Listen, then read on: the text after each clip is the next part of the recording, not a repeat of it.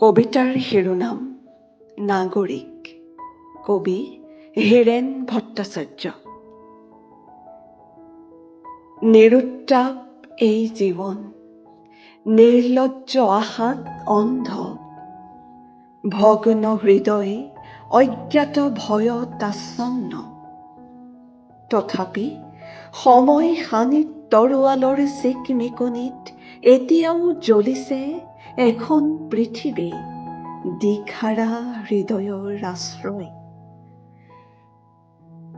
কলঘৰৰ ক'লা ধোঁৱাই এদিন আকাশত বিজুলী জ্বলাব। ৰাস্তাৰ কাষৰ এইজাক ল'ৰাই জীৱনৰ বাটে বাটে ফুল ফুলাব। ব্যাধিগ্ৰস্ত এই নগৰে এদিন আকাশলৈ মূৰ তুলি চাব।